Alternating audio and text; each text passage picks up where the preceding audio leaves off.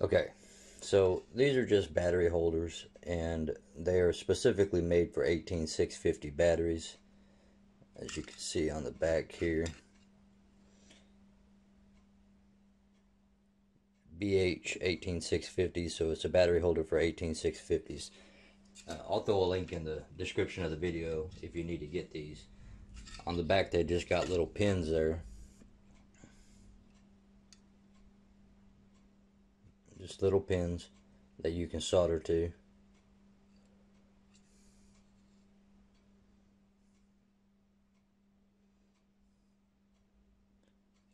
And what we're going to do is just make there's little plus signs. I don't know if we'll be able to see this or not, but let me grab this flashlight here. There's little plus signs there and negative signs. And if you look very closely, let's see if I can get the light off of it, you can see that there's a plus and a minus.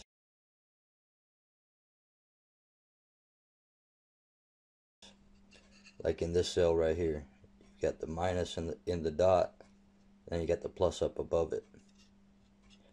I always go with the dot, so that's the minus side there, and then this side would be the plus side. Even though there is a minus, if I can get the light off of it, up above that plus, but I go with the little dimple, so this would be my plus side here. And so we're just going to line up all the plus sides together.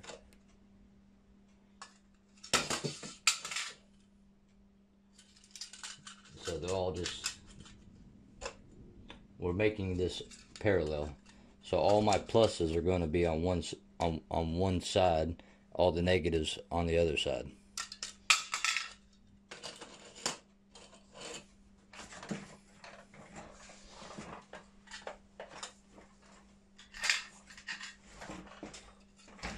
Alright, so, and it doesn't matter if you switch flop them, you know, as long as you get the wiring right, which is to run one wire on one side and run one wire on the other side. We don't want these to be in series. So I've just flipped them all over, get them in a nice straight row. And then I'm just going to take one wire for the negative side and another wire for the positive side. That's all I'm going to do. So I'm just going to take the wire and I'm just going to mark where each of the little tabs are.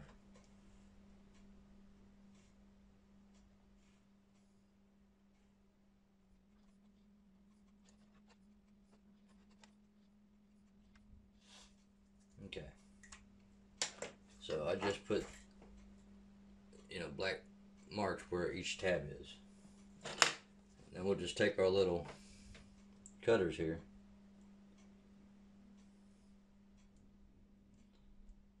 and just trim up that insulation.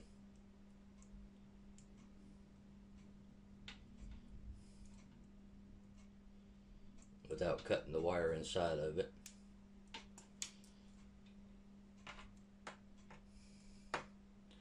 So I'm using the red wire for the plus side.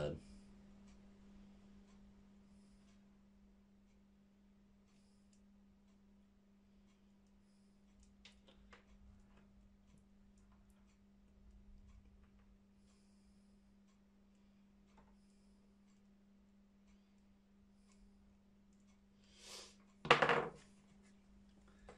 just going to take, you can see I put a little cut mark on each side of that black dot. And now I'm just going to take the knife, slice in between those two cut marks. I don't know if you can see that or not, but I just got a slight cut in there. I'm just going to peel that back. And I'm going to do that for each one of these marks, and I'm going to do the same thing for the negative side. I didn't have a black wire handy, so I'm using this yellow wire. You can use 12 gauge, 8 gauge, whatever gauge you want. Just, you know, probably don't go below about 16 gauge. But all we're going to be doing is running 5 amps at about, you know, anywhere from from 2.5 or 3 volts to basically 4.2 volts. So you're not talking about all that much power. So let me go ahead and get these fixed up, and then I'll be right back with you. Okay, so we've got them all cut.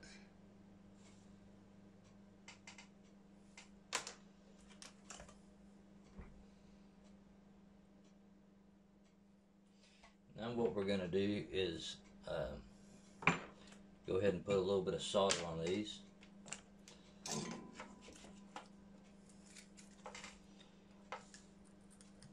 I think most everyone has a soldering iron, so I will put a link to this one.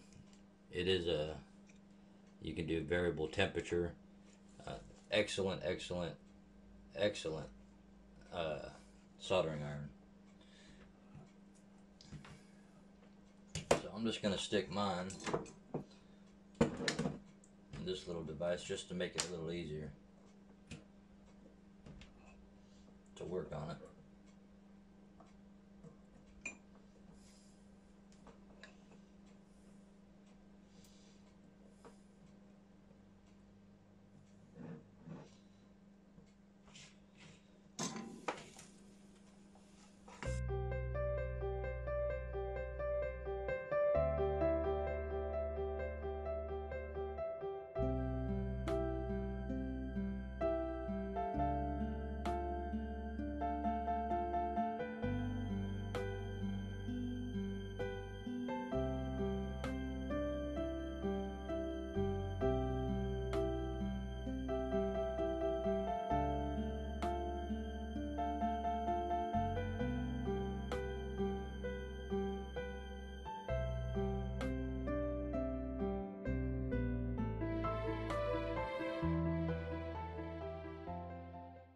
And if you need, if you don't have any of these tools and you need them, like those clippers there, or these flux pens, I'll go ahead and throw a link in the description of the video for everything that I've used.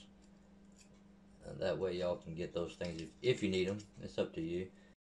We're just going to go in here, just in case they've got any kind of resin or anything on them. It's just cleaning them up real good, making a good contact. Then we're going to throw some solder on it. That's the only reason we use it. Any kind of oxidization, anything that you can't see that's on there, this will get rid of it. So we'll drop a little bit of solder on each of those.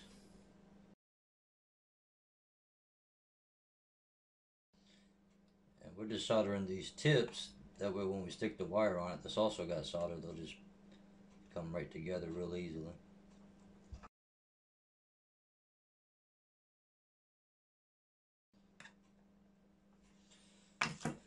Okay, so next you just want to make sure, double check, make sure you got all your positives on one way. Again, it doesn't matter as long as you put them in parallel. I just like to make sure that way I can look down in there anytime I'm sticking my batteries in there and know exactly what I got going on. So we're going to do the positive side first.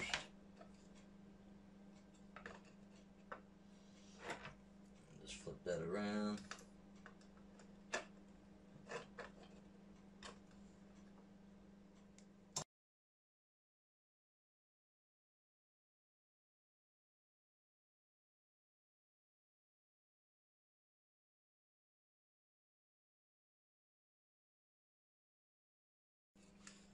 So that's one side of it.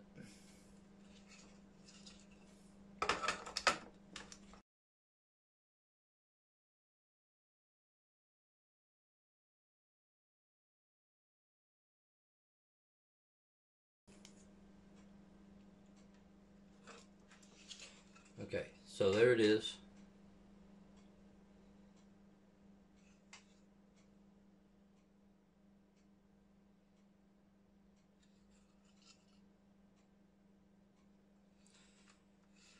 Now, if you want to, you can mount a board right here. That's what I'm going to do.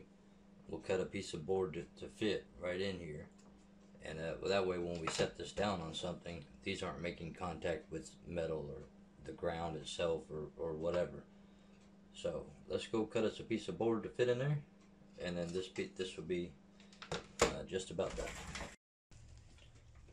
Alright, so what we're going to do is we're going to take this and just kind of measure in between the wires there and just get an average, because each spot's going to be a little bit different.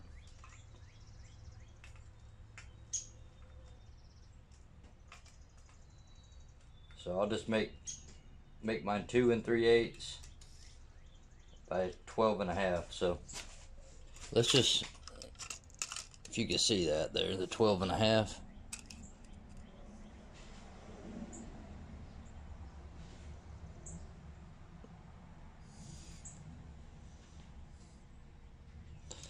So 12.5 is that big mark right there in the middle, if it'll focus. It's that big mark. Okay, so 12.5, and then we're going to go 2 3/8, which is 2 marks before that 1/2 inch mark, that big mark.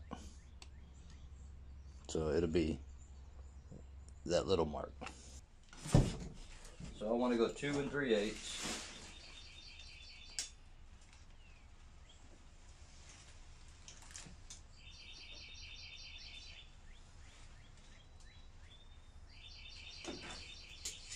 By 12.5.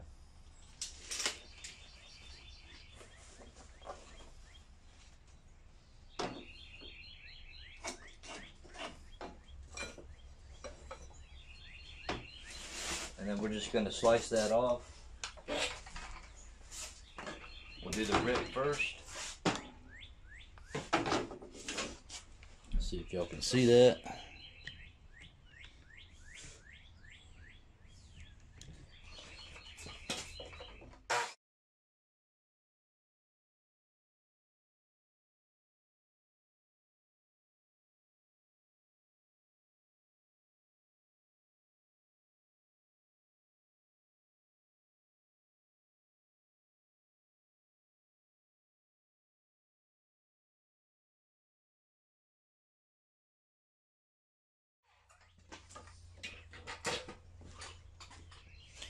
Alright, so maybe now we can see our measurements. So now you can see it's 2 marks before the 1/2 inch. 2 3/8 by 12.5.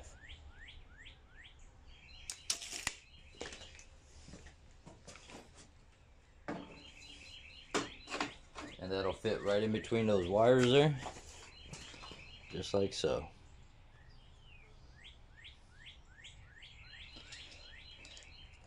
Put that even there and even there. So you got even there, maybe slightly hanging over. And then inside of here, if you look, you got all these little screw holes on top and on bottom. So I'm just going to put screws in each of these holes, and this will be mounted to that board, and that'll keep the leads off of the, from making contact with anything.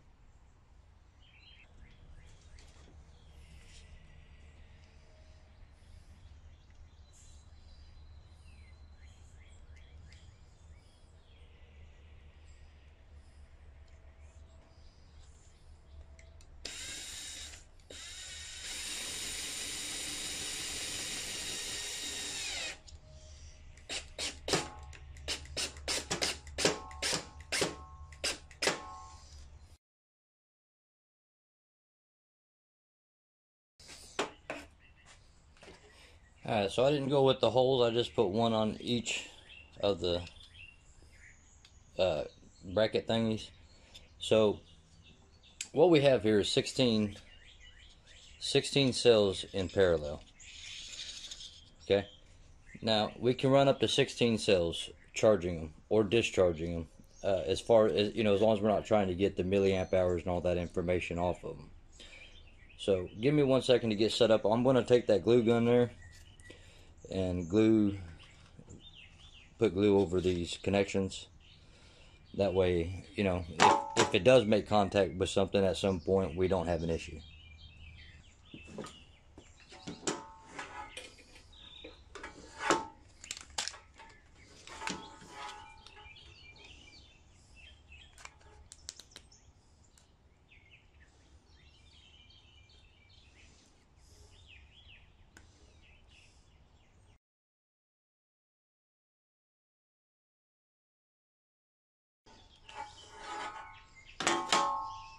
Alright, so that's it. As far as building that, the only other thing we're going to do is just clip these ends off.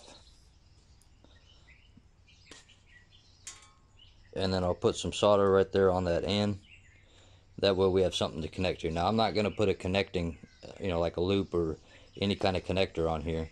I'm just going to leave it the way it is and solder it. That way I can hook whatever I need to directly to that wire. And I'll do the same thing with this one. Alright, so we're just going to clip this off. Not clip it off, but just get the insulation off of it. That way we got two wires ready to go there. And hang on one second. Okay, so let's just go ahead and solder these. Alright, so there you have it. Everything's hooked up. So now we can take those batteries that we took out of the cell pack, the laptop cell pack, and there's 12 of those because there's 3 in series and there's 4 in parallel in each of those series. So there's 12 batteries. So we can do 4, 8, and 12. We'll have an extra 4 slots, but there are battery packs that do have 16 of the 18650 batteries. So we'll use 12 of these slots when we get to the next video, and what we'll do is we're going to charge those batteries up, and then we're going to determine which ones of those batteries are still good. Remember, these batteries that we took out, and I'll put a link up there in the upper right hand corner there to the other video where we tore the pack apart. Those batteries are 4 years old, and those batteries have been dead, literally dead, for 4 years. Now these are lithium ion batteries. That means we can revive them, we can recondition them, and we can bring them back to life, and they should have near their normal capacity. So that's all there is to this, guys. We made 16 of them because that's just the easiest way to do it, because you with the system that I'm going to use, you can charge up to 16 of these batteries at one time in parallel at about 5 amps, possibly 6 amps.